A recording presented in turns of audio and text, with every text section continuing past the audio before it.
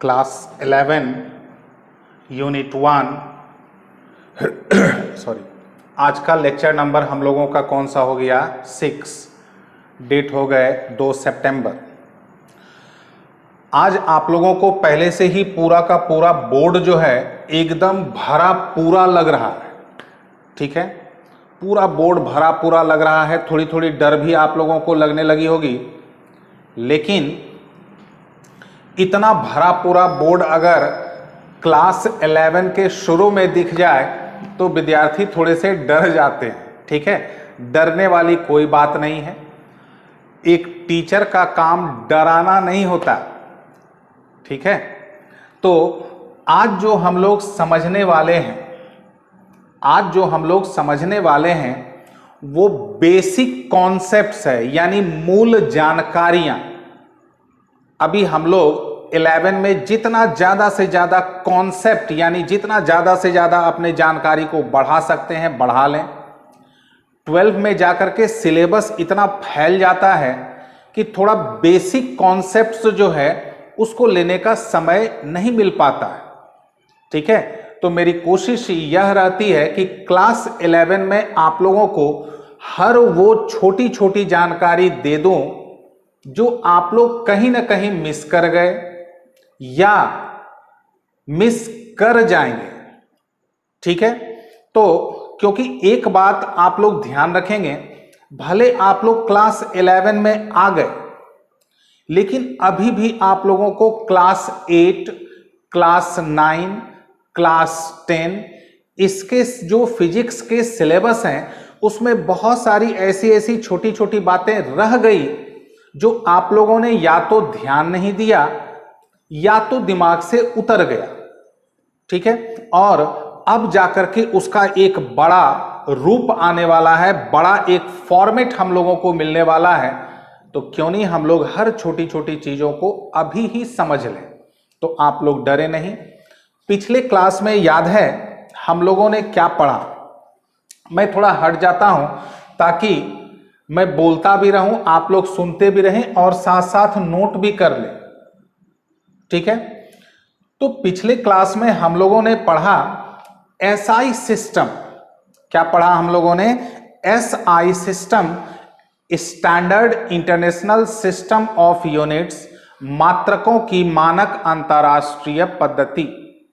ठीक है, उस पद्धति में, उस सिस्टम में आप लोगों को कुछ तो बाकी सिस्टम के कंपैरिजन में कुछ तो अंतर जरूर लगा। क्या क्या अंतर लगा? बाकी के जो पहले वाले सिस्टम थे उसमें मात्र 3 फंडामेंटल क्वांटिटीज यानी मूल राशियां, लेकिन एसआई सिस्टम में टोटल कितने? 7। और एक बहुत खास बात आप लोग तो जान ही चुके हैं, 2 सप्लीमेंट्री क्वांटिटीज यानी पूरक राशियों को हेल्प करने के लिए जो मैथमेटिकल क्वांटिटी है उसको फिजिक्स में मात्रक यानी यूनिट दे करके लाया गया एसआई सिस्टम में, ताकि फिजिक्स में हम लोगों को कैलकुलेशन करने में हेल्प मिल सके। ठीक है, आज हम लोग जानेंगे कि वो जो एसआई सिस्टम में जो 7 के 7 जो फंडामेंटल यूनिट्स हैं उनका थोड़ा हम लोग आज एनालिसिस करेंगे।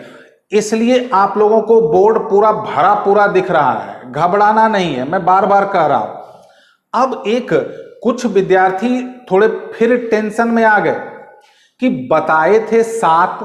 ध्यान देंगे क्या क्या विद्यार्थी, क्योंकि सामने आप लोग है नहीं, अदरवाइज 10 सेकंड में मैं आप लोगों का सारा कंफ्यूजन क्लियर कर देता, लेकिन आप लोग सामने है नहीं, आप लोग मोबाइल के थ्रू मुझसे कनेक्टेड हैं। कुछ विद्यार्थी अब देखिए क्या दिमाग लगाने लगे।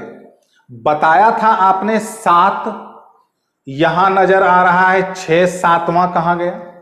ठीक, अब ध्यान दें, कुछ विद्यार्थी का दिमाग इस पर भी चला गया कि सब में तो English Hindi English Hindi English Hindi English Hindi दिख रहा है, ये छठा में इंग्लिश तो दिख रहा है, हिंदी कहां गया?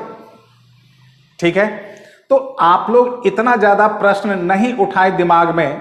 अभी आप लोगों के दिमाग का अभी बहुत ज्यादा यूज होना बाकी है, अभी तो कुछ यूज नहीं हुआ। अभी तो आप लोगों के दिमाग का बहुत ज्यादा यूज होना बाकी है, तो आप लोग दिमाग को बचा के रखें, ठीक है। तो अब आते हैं हम लोग एसआई सिस्टम के सातों फंडामेंटल यूनिट्स पर बारी बारी से। पिछले क्लास में याद है मैंने लास्ट में कहा था, आप लोग पिछले क्लास का वीडियो को लास्ट में देख लेंगे, मैंने कहा था ये जो 1 मीटर है, 1 किलोग्राम है, 1 सेकेंड है, 1 केल्विन है, 1 कैंडेला है, जो भी है, कौन रखा, कहीं ना कहीं तो ये डिटरमाइंड हुआ, फिक्स्ड हुआ, ठीक है, कहीं ना कहीं तो ये निर्धारित हुआ है। तो आइए आज मैं आप लोगों को बताता हूं 1 मीटर कैसे रखा गया, 1 सेकेंड कैसे रखा गया, 1 किलोग्राम कैसे रखा गया। ये मैं आप लोगों को फिर से रिपीट कर दूं, ये ओनली फॉर कॉन्सेप्ट, केवल जानकारी के लिए। ध्यान रखिएगा आप लोग, एग्जाम में नहीं के बराबर पूछा जाता है कि बताओ 1 मीटर क्या है, what is 1 metre, what is 1 kilogram, ऐसा नहीं पूछा जाता। ये आप लोगों के दिमाग में उठता होगा, इसलिए मैंने सोचा कि एक क्लास में आप लोगों को इसके बारे में समझा दूं। बहुत ज्यादा टफ लगे तो घबराना नहीं है, ठीक है। बहुत ज्यादा टफ लगे तो ऐसा नहीं समझने लगना कि क्या बता दिए, क्या पढ़ा दिए, ऐसा कुछ नहीं है। अगर आप लोगों को इंटरेस्ट लगे तो ध्यान से समझेंगे, अगर कुछ पॉइंट नहीं भी समझ में आया तो घबराना नहीं, ये सबको रटना भी नहीं है, अभी इसका कोई इस्तेमाल होने वाला नहीं है, ये जानकारी के लिए। तो आइए सबसे पहले हम लोग समझते हैं पहला 1 मीटर। ये जो 1 मीटर है आप लोगों को जरूर अनुभव हुआ होगा। मैं एक कॉमन एग्जाम्पल देता हूं, क्योंकि एग्जाम्पल ऐसा होना चाहिए ना जो कि हर स्टूडेंट उसको समझ पाए और हर स्टूडेंट उस एग्जाम्पल से अपने आप को कनेक्ट कर पाए। आप लोग को याद होगा कभी ना कभी आप लोग कोई कपड़े की दुकान में गए होंगे और आप लोग देखे होंगे, अगर आप लोग मांगते हैं 2 मीटर कपड़ा दीजिए, तो दुकानदार क्या करता है ना कि एक लंबा ऐसा रॉड निकालता, इतना लंबा रॉड निकालता और उससे मेजर कर देता, वो 1 मीटर का होता है। तो आखिर वो जो लेंथ है, वो जो लंबाई है 1 मीटर, सब दुकान में आपको वही मिलेगा। तो सवाल है इतनी लंबाई 1 मीटर होगी, कहीं ना कहीं से तो डिसाइड हुआ। इसी की चर्चा तो मैं पिछले क्लास के अंत में कर रहा था आप लोगों से, कहीं ना कहीं से तो डिसाइड हुआ। आइए हम लोग समझते हैं कि 1 मीटर क्या है, कैसे डिसाइड हुआ। इंग्लिश मीडियम के जो भी विद्यार्थी हैं पहले वो ध्यान दें। The length of path travelled by light in vacuum during इतने सेकेंड इज कॉल्ड 1 मीटर।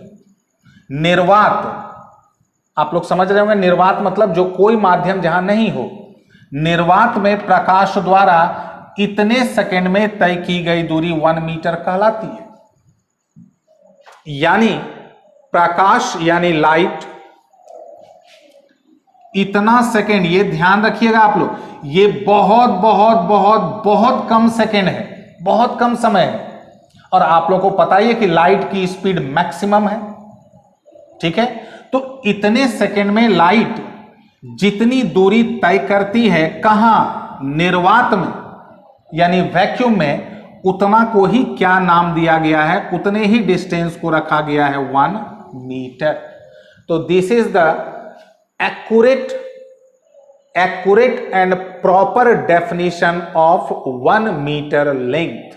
यह जो है 1 मीटर लंबाई का एक सटीक परिभाषा यह कहलाता है, ठीक है।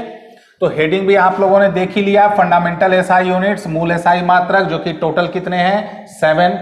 ये अभी मैं इतनी बार यूनिट 1 में बोलूंगा कि आप लोगों को जबरदस्ती याद हो जाएगा। अब आते हैं 1 किलोग्राम, ये थोड़ा टिपिकल है। 1 किलोग्राम जो है थोड़ा टिपिकल है। पहले इंग्लिश मीडियम वाले, the mass of platinum iridium alloy cylinder preserved at International Bureau of Weight and Measure at Paris. Paris यानी फ्रांस, फ्रांस का कैपिटल पेरिस, ठीक है। तो अब पहले हिंदी में मैं पढ़ देता हूं आप लोगों की संतुष्टि के लिए, आप लोगों को नजर आ ही रहा होगा। पेरिस में मौजूद माप एवं तौल की अंतर्राष्ट्रीय ब्यूरो में मौजूद प्लेटिनम इरिडियम मिश्र धातु के एक बेलन का द्रव्यमान। अब आप लोग ध्यान से सुनेंगे, अभी तक आप लोगों को ये कुछ लोड नहीं ले रहा है।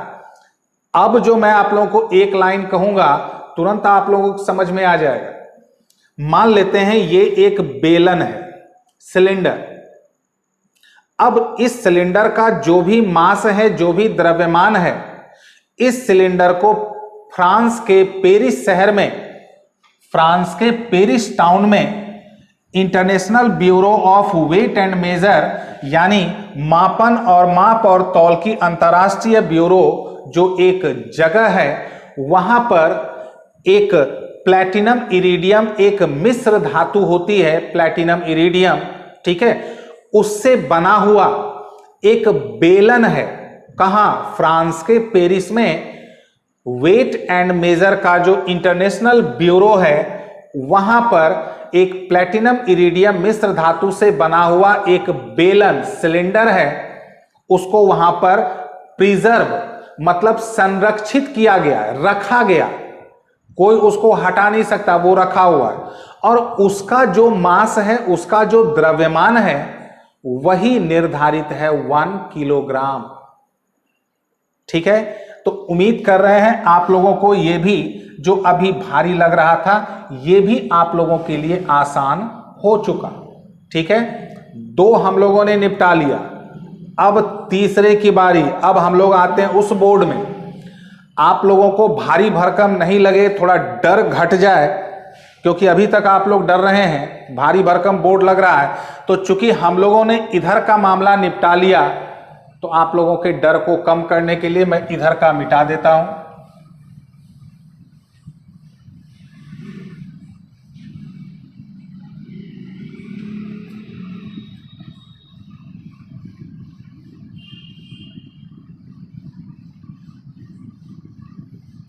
अब हम लोग तीसरे नंबर पर आते हैं, जो कि आप लोगों को दिख रहा है 1 सेकेंड। 1 सेकेंड क्या है, इसको भी आप लोग समझें। अभी आप लोग पढ़ चुके होंगे, कुछ लोग खास लिया नहीं है, इंग्लिश मीडियम वाले। The time taken by 9 × 10⁹ vibrations of light of specific wavelength emitted by ground state caesium atom, उतने ही टाइम को कहते हैं 1 सेकेंड। मूल अवस्था में सीजियम परमाणु द्वारा प्रकाश के एक निश्चित तरंग दैर्घ्य के उत्सर्जित इतने कंपन का समय। अब आप लोग ध्यान दें, कुछ एटम यानी परमाणु ऐसे होते हैं जो एटम का 2 स्टेट होता है, ये आप लोगों ने केमिस्ट्री में पढ़ा हुआ होगा। एक कहते हैं ग्राउंड स्टेट, मूल अवस्था, और दूसरा कहते हैं एक्साइटेड स्टेट, उत्तेजित अवस्था। तो एक सीजियम आप लोगों ने नाम सुना ही होगा, नहीं सुना है तो अभी आप लोगों ने मेरे द्वारा सुन लिया।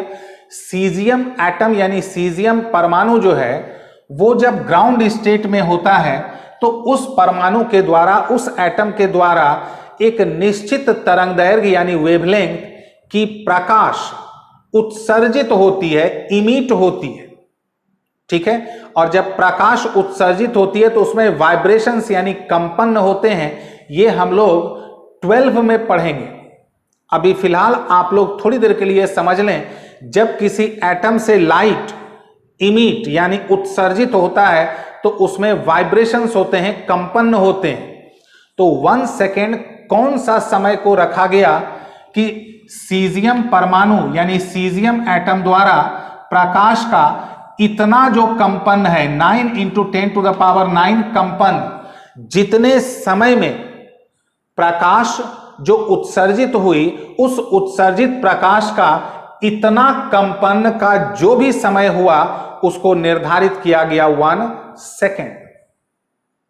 ठीक है, और मैं बार बार आप लोगों को एक बात याद दिला दे रहा हूं, ये आप लोगों के केवल कॉन्सेप्ट के लिए है, जानकारी के लिए है। ठीक है, अदरवाइज अगर हम लोग इसको नहीं समझें तो दिक्कत नहीं है, लेकिन आप लोगों के दिमाग में बीच बीच में क्वेश्चन उठेगा। आप लोगों के दिमाग में अगर नहीं उठेगा तो आप लोगों का कोई फ्रेंड जो है वो आप लोगों को तंग करने के लिए ऐसे ही पूछ देगा, अच्छा बताओ जी 1 मीटर इतना होता है, कौन रखा? 1 सेकेंड इतना टाइम होता है, कौन रखा? तो ऐसे वक्त में आप लोग परेशान नहीं हो, इसलिए मेरी रिस्पॉन्सिबिलिटी है कि आप लोग उस परेशानी से निकल जाएं। बस इसलिए मैं आप लोगों को ये टॉपिक आप लोगों के सामने रख रहा हूं, ठीक है? अदरवाइज आप लोग इसको बहुत ज्यादा तनाव में नहीं लेंगे, मैं बार बार कह रहा हूं, क्योंकि कुछ विद्यार्थी बड़ा तनाव में आ जाते हैं, खास करके जब कोई चीज नहीं समझ में आता। अगर ये आप लोगों को बहुत ज्यादा समझ में भी नहीं आए, मैं यकीन दिलाता हूं उससे आप लोगों को कोई विशेष परेशानी नहीं होगी। ये केवल एक जानकारी है, क्योंकि जानकारी और सिलेबस दोनों में थोड़ा सा फर्क होता है, ठीक है? अब हम लोग चौथा थे 1 केल्विन, एब्सोल्यूट टेम्परेचर, परम ताप 1 केल्विन। याद है ना, हम लोगों ने पिछले क्लास में पढ़ा था। आज का लेक्चर नंबर 6 है, ये हुआ था लेक्चर नंबर 5 में। At English medium, at triple point of water 1/273 fraction of the absolute temperature is called 1 kelvin. पानी के त्रिक बिंदु, यानी इसको तिर्यक बिंदु भी कहते हैं, पानी के त्रिक या तिर्यक जो कहें बिंदु पर इसके परम ताप का इतना भाग 1 केल्विन कहलाता है। मतलब आप लोगों को केमिस्ट्री में पढ़ाया जाएगा कि what is triple point of water, यानी पानी का त्रिक बिंदु क्या है। तो आप लोग यहां खाली इतना समझें कि पानी का त्रिक बिंदु यानी ट्रिपल पॉइंट पर उसका जो भी टेम्परेचर होता है, जो भी ताप होता है, उसका 1/273 1/273 उसी को नाम दिया गया है 1 केल्विन। और याद है ना, केल्विन वैज्ञानिक थे। आप लोग देख रहे हैं यहां मैंने पूरा स्पेलिंग लिखा, इसलिए हर अल्फाबेट क्या है, स्मॉल। अदरवाइज क्या बतलाया गया था पिछले क्लास में, वैज्ञानिक के नाम पर यूनिट हो, उसको अगर सिंबल में लिखना हो तो कैपिटल, पूरा लिखना हो तो हर अल्फाबेट स्मॉल, ठीक है? 1 कैंडेला, थोड़ा सा ये टेढ़ा है, 1 कैंडेला। 1 कैंडेला को समझने के लिए थोड़ा सा आप लोगों के लिए ये थोड़ा टफ हो जाएगा, तो मेरा ऐसा मानना है आप लोग खाली इसका डेफिनेशन को नोट कर लें, क्योंकि इसमें ऐसे ऐसे चीज यूज हुए हैं जो थोड़ा सा टफ है, लेकिन फिर भी मैं कोशिश करता हूं आप लोगों को समझाने का। 1 कैंडेला इंग्लिश मीडियम में द ल्यूमिनस इंटेंसिटी इन 1 इतना metre square area of a black body at, ये देखिए ये क्या है ना, ये इसको हम लोग कहते हैं ब्लैक बॉडी रेडिएशन, श्याम पिंड विकिरण या काली पिंड का विकिरण। तो चूंकि ब्लैक बॉडी रेडिएशन आप लोगों को यूनिट नंबर 9 में पाला पड़ेगा, इसलिए अभी आप लोगों को यह समझ में, मेरे हिसाब से अभी आप लोगों को समझाना भी उचित नहीं। जो उचित रहेगा, जैसे ये उचित था मैंने कोशिश किया, ये उचित था मैंने कोशिश किया, लेकिन इसमें क्या है ना, ये थोड़ा सा अनर्थ हो जाएगा, क्योंकि ब्लैक बॉडी रेडिएशन यानी काली पिंड उत्सर्जन आप लोगों का दूर दूर तक मालूम नहीं है। तो फिलहाल मैं 5वां और छठा को, छठा तो खैर ये जो देख रहे हैं आप लोग 1 एम्पियर का डेफिनेशन, ये तो 12 में पूरा एक टॉपिक ही है। अब आप लोग कहेंगे इसका हिंदी, तो हिंदी मीडियम वाले के लिए मैं 1 एम्पियर का डेफिनेशन लिख देता हूं हिंदी मीडियम वाले के लिए। अभी थोड़ा समझाना जो है, थोड़ा सा हम लोगों को मुझे लग रहा है कि रेंज से बहुत बाहर, अगर थोड़ा रेंज के आसपास भी होता, मैं यकीन मानिए मैं आप लोगों को किसी न किसी तरह से 2 बार 3 बार समझा देता। 5 और 6 जो है वो थोड़ा रेंज से बहुत बाहर है।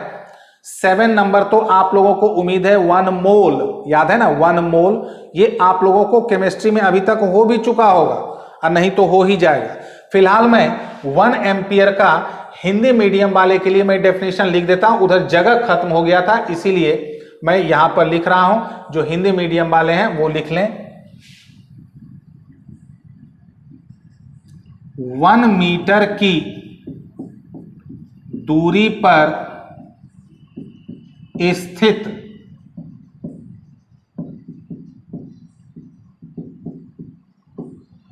अनंत लंबाई के 2 समानांतर तार से होकर समान दिशा में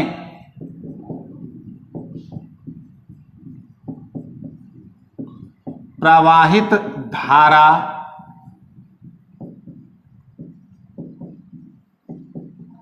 जिसके कारण तार के एकांक लंबाई पर 2 × 10⁻⁻7 न्यूटन का बल क्रियाशील होती है, 1 एम्पियर कहलाती है। ये लाइन अगर आप लोगों को याद रहा तो आप लोग 12 में आप लोगों को ये पूरा एक टॉपिक ही नजर आएगा। उस समय आप लोगों को याद आ जाएगा कि अरे क्लास 11 के शुरू में ये चर्चा हुई थी, समझाया नहीं गया था, चर्चा हुई थी। चूंकि अब आप लोग कहेंगे कि क्यों नहीं समझा सकते, समझाइए, हम लोग समझने के लिए तैयार हैं। तो ठीक है, समझने के लिए तैयार हैं, बात सही है। आप लोगों की क्षमता पर मैं प्रश्न नहीं उठा रहा, लेकिन किसी भी चीज को समझने के लिए उसके पीछे के बहुत सारे चीजों को समझना होता।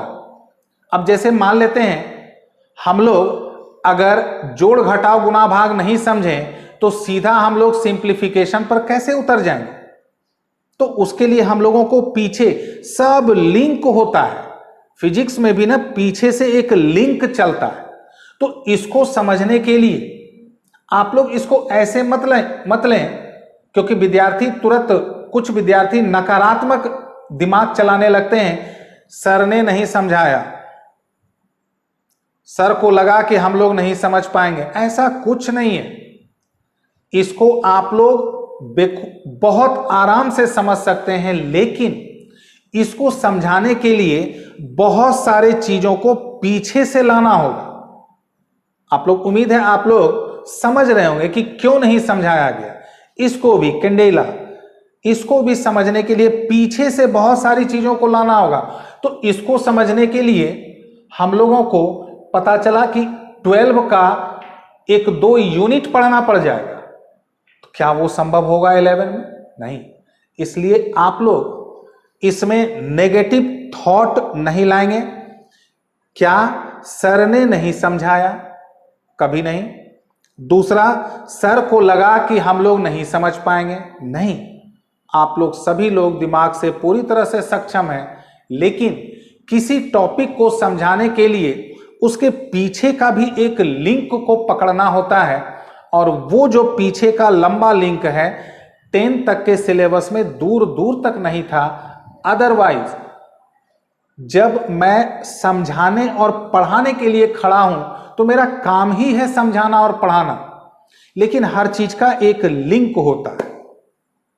ठीक है, अब आप लोग क्या कहीं आप लोग 7वां नंबर भी ढूंढ तो नहीं रहे हैं? याद है मैंने क्या कहा? 7वां नंबर है 1 मोल, जो या तो केमिस्ट्री में आप लोगों ने पढ़ लिया है या जल्दी ही पढ़ने वाले हैं, इसीलिए मैं उसको अपने बोर्ड से उसको गायब कर रहा। बात समझ में आ गया? ठीक है, तो उम्मीद है आज के टॉपिक को हो सकता है आप लोगों ने बहुत ज्यादा एंजॉय नहीं किया होगा।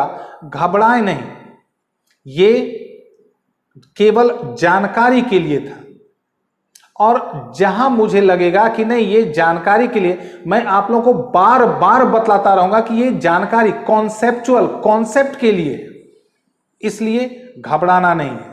अब आप लोग के दिमाग में आ रहा होगा, ठीक है आज तो आप लोगों ने इतना भारी भरकम आपने लोड दे दिया, अब अगला टॉपिक क्या होगा? ठीक है, अब अगला टॉपिक होगा, उसके पहले मैं आप लोगों को बता दूं, अभी हम लोगों को काफी समय तक 3 ही मूल राशियां यानी फंडामेंटल क्वांटिटी से पाला पड़ने वाला है। वो है मास यानी द्रव्यमान, लेंथ यानी लंबाई, टाइम यानी समय। तो ये जो 3 फंडामेंटल क्वांटिटीज हैं, उसके और भी बहुत सारे यूनिट्स हैं। उन सभी और अलग अलग यूनिट्स को हम लोग जानेंगे जो बहुत जरूरी है। और उनका आपस में क्या रिलेशन है, क्योंकि फिजिक्स में न्यूमेरिकल्स को बनाने के लिए उन रिलेशंस को जानना बहुत जरूरी होता है। तो नेक्स्ट जो क्लास होगा, फिर वो क्लास कॉन्सेप्चुअल नहीं होगा, वो इंपॉर्टेंट हो जाएगा। बात समझ में आ गया? उम्मीद है आप लोग कॉन्सेप्चुअल क्लास और एक इंपॉर्टेंट क्लास दोनों का फर्क आप लोगों ने समझ लिया होगा। एक जानकारी वाला क्लास और एक महत्वपूर्ण क्लास। तो महत्वपूर्ण यानी इंपॉर्टेंट क्लास का मतलब हो गया रिलेटेड टू सिलेबस, और कॉन्सेप्चुअल क्लास हो गया रिलेटेड टू ब्रेन, दिमाग से संबंधित। उम्मीद है आप लोगों ने इस फर्क को समझ लिया होगा। आगे आप लोग परेशान नहीं होंगे, बीच बीच में ऐसे कॉन्सेप्चुअल क्लासेस होते रहेंगे। अभी तो वेक्टर आना बाकी है। वेक्टर में मुझे पता है अभी आप लोगों को मैं 3 क्लास वीक में दे रहा हूं, मंडे, वेडनेसडे, फ्राइडे। जब मैं वेक्टर चालू करूंगा तो 4 क्लास देने की आवश्यकता पड़ जाएगी। ठीक है, तो उम्मीद है आप लोग सब लोग अपने अपने घरों में स्वस्थ सकुशल रह करके पढ़ाई कर रहे होंगे। ठीक है, धन्यवाद।